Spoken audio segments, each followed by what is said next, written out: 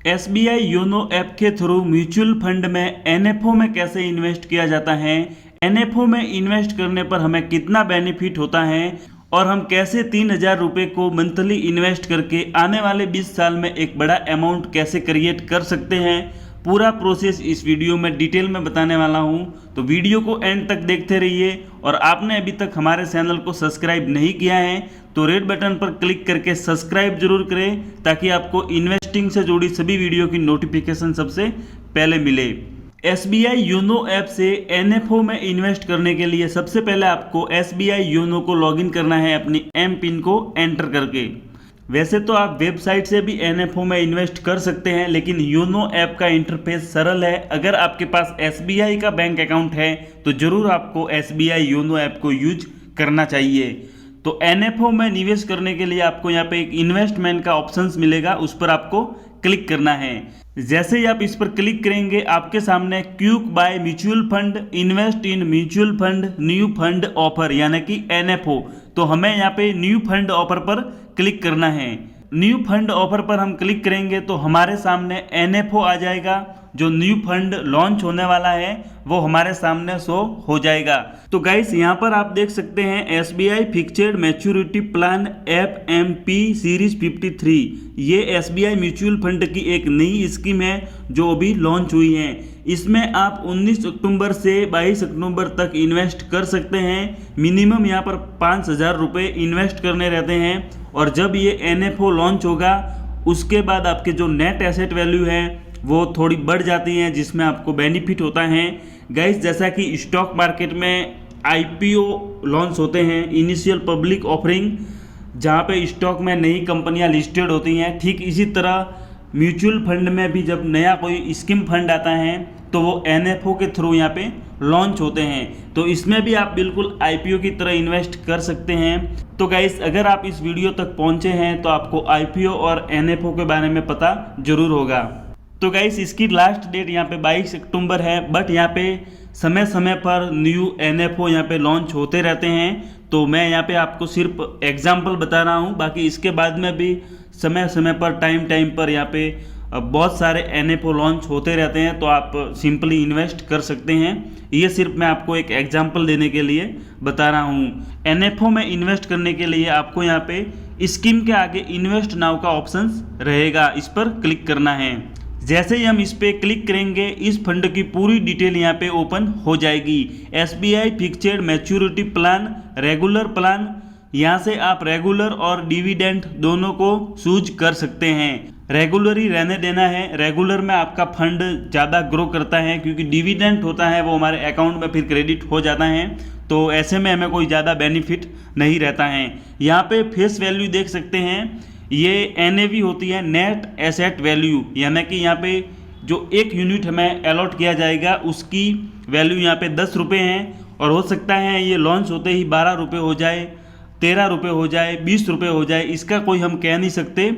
But यहाँ पे अभी के टाइम में जो इसकी नेट एसेट वैल्यू है वो 10 रुपये है। फंड ओवरव्यू में हम देख सकते हैं मिनिमम हमें यहाँ पे 5,000 रुपीज़ को इन्वेस्ट करना रहेगा और यहाँ पे हम फंड ऑप्शंस में रेगुलर या फिर डिविडेंड को चूज कर सकते हैं। एनएफओ एंड की डेट यहाँ पे सब शो रहता है, उसकी पूरी डिटेल यहाँ पे हमें देखने को मिल जाती हैं। यहाँ पे रिस्क पैरामीटर है, मॉडरेट है। वैसे एसआईपी करते समय आपको रिस्क पैरामीटर पे इतना ध्यान नहीं देना चाहिए क्योंकि इक्विटी में लॉन्ग टर्म के लिए अगर आप एसआईपी करते हैं, लमसम के माध्यम से इन्वेस्ट करते हैं तो आपको यहाँ पे लॉस होने के चांसेस बहुत कम होते हैं, तो आपको रिस्क पैरामीटर पर इतना ध्यान नहीं देना है। इसके बाद यहाँ पे इसका जो फंड मैनेजर है उसका नाम यहाँ पे शो करेगा। जिस फंड में आप इन्वेस्ट करेंगे उस फंड का जो भी मैनेजर होगा उसका नाम यहाँ पे शो करेगा। तो गाइस यहाँ पे इन्वेस्ट करने के लिए हमें यहाँ पे इन्वेस्ट नाउ पर क्लिक करना होगा। जैसे ही मैं इन्वेस्ट नाउ पर क्लिक करता हूँ यहाँ पर यूनिट फेस वैल्यू यानी कि नेट एसेट वैल्यू 10 रुपये शो हो रही है। उसके बाद हम यहाँ पे स्टार्टिंग में लमसम के माध्यम से ही इन्वेस्ट कर सकते हैं।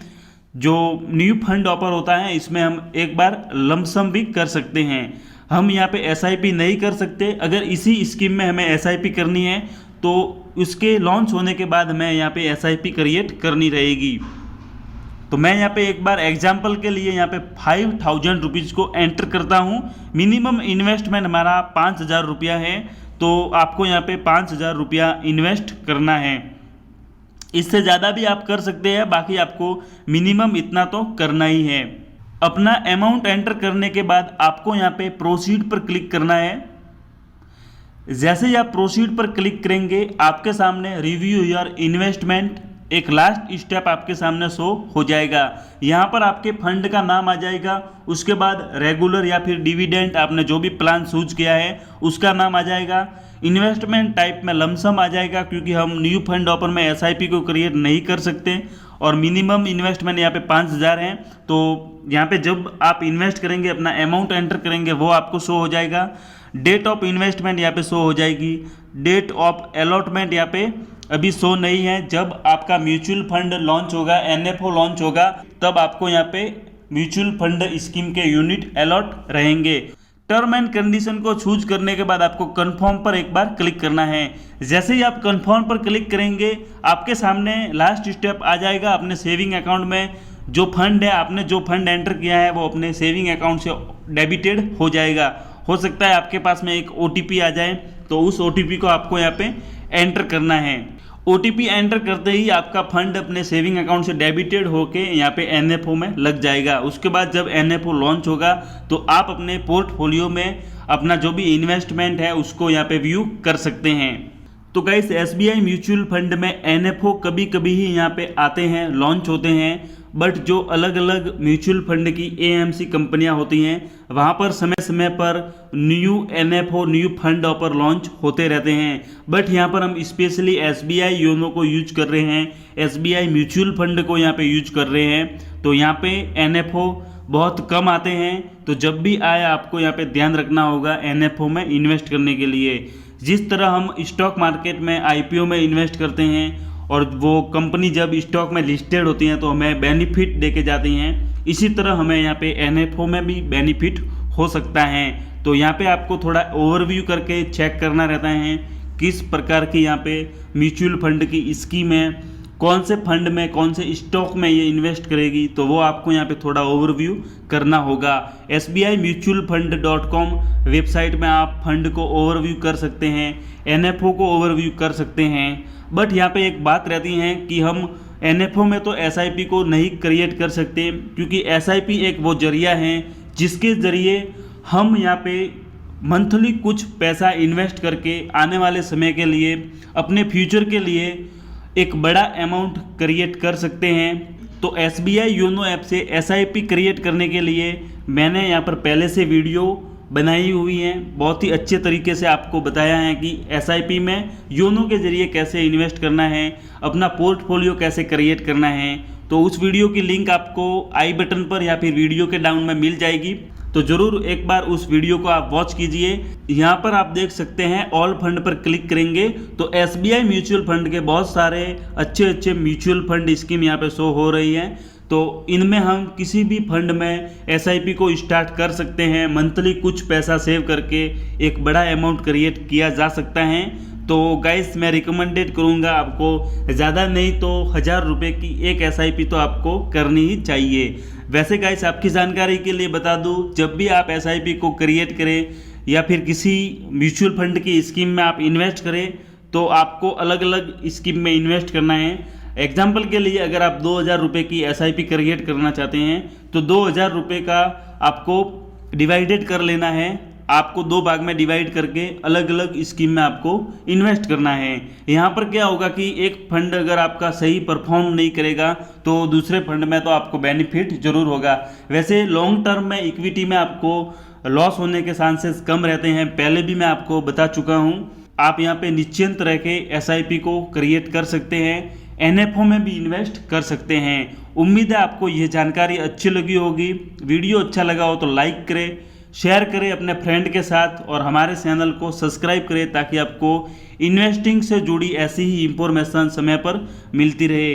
वैसे गाइस मैं आपको रिकमेंडेड नहीं कर रहा हूं कि आप एनएफओ में इन्वेस्ट करें या फिर एसआईपी में इन्वेस्ट करें। आप अपने स्तर पर भी एक बार फंड के ओवरव्यू कीजिए, इस फंड को पहचानिए, उसके बाद ही आप एसआईपी में इन्वेस्ट कीजिए।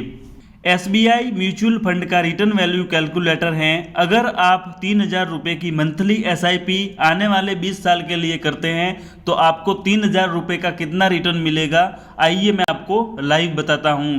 3,000 रुपये मैंने पहले से एंटर कर लिए हैं, 20 ईयर मैंने यहाँ पे सिलेक्ट कर लिए हैं। उसके बाद जो एक्सेप्टेड रिटर्न है वो 18% यहाँ पे मैंने चूज कर लिया है। और गाइस यहाँ पे आप देख सकते हैं जो हमें 20 साल बाद रिटर्न मिलेगा वो 70,30,461 रुपये का रिटर्न मिलेगा। वैसे ये एक्सेप्टेड रिटर्न है, यहाँ पे आपको कम ज़्यादा भी मिल सकता है, ये पूरा निर्भर रहता है स्टॉक मार्केट के ऊपर।